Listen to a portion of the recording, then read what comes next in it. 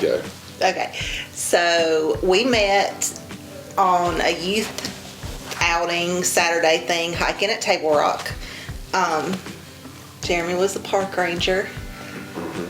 And I just thought his wool pants and his park ranger uniform was hot. Oh my gosh.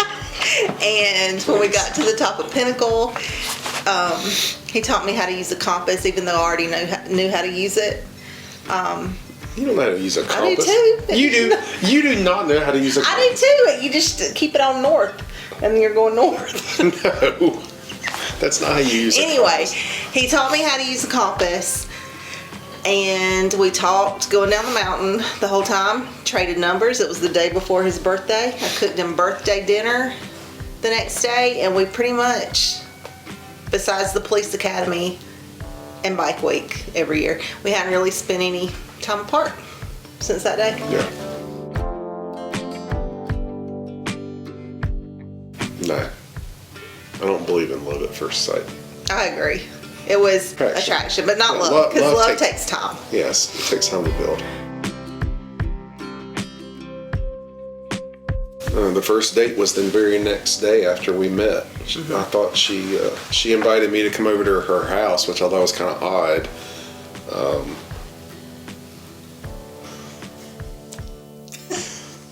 But dating was we spent a lot of time together.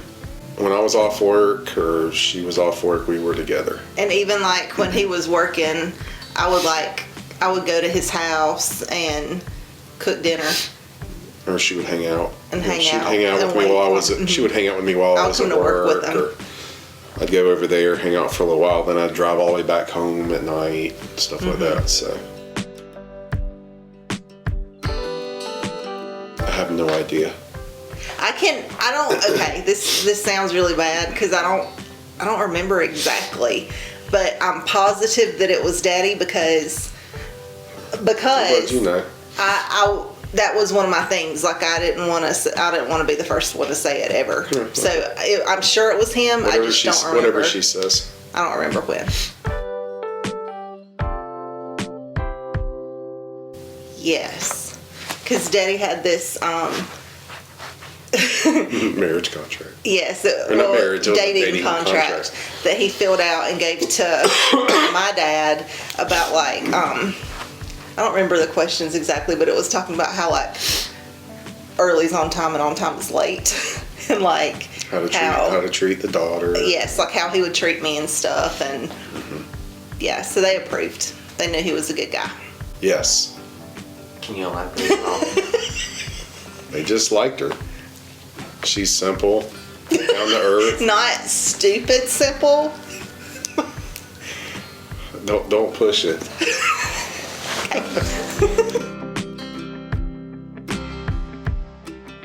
Of course, everybody has.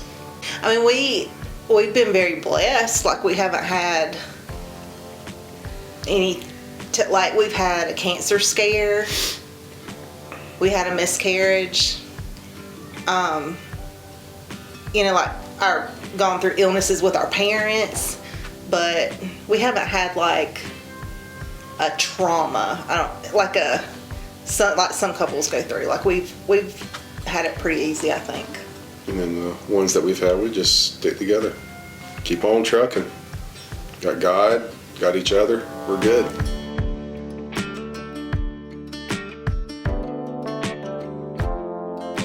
So we did like a premarital counseling because we both went to Rock Springs when we got married, and I mean I remember a lot out of it, and I think we still have a book upstairs, like in the attic.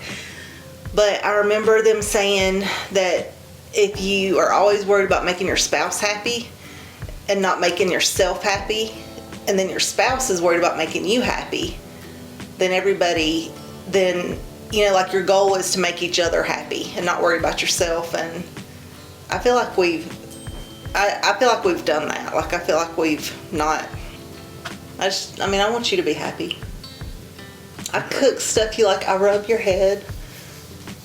I'm happy. I would say just God, family, and honesty with each other. Just be honest. Yeah. I mean, don't let the little stuff get on your nerves. Yes, because you're going to get on each other's nerves. The puppy love stage does wear off. That's true.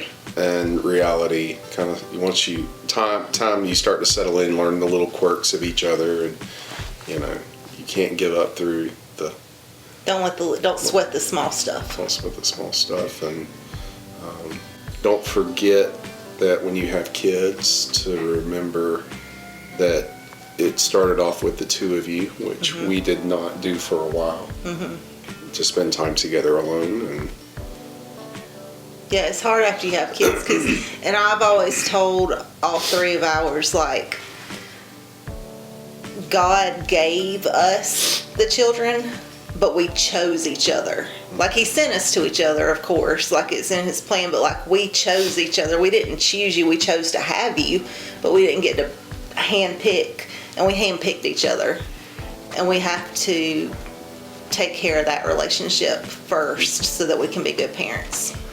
I would say that finding a soulmate, you need to let that come with God in prayer, because before I met her, I was constantly, I was just dating girls. I didn't really let God kind of guide me on that path. And then when I finally did, I began to look through a church, that's when I started visiting churches, and up here whenever I moved to the upstate. And then I went to Rock Springs, and once I got there, I got involved in the youth group it was the college and career one, which I was a little bit older, but not much. I got involved there, and then that's where I met her. And God led me straight to her. It was that easy. But it took me kind of giving up on trying to hunt down a girl in the wrong places or trying to meet girls the wrong way. And I met her through church, and that was good.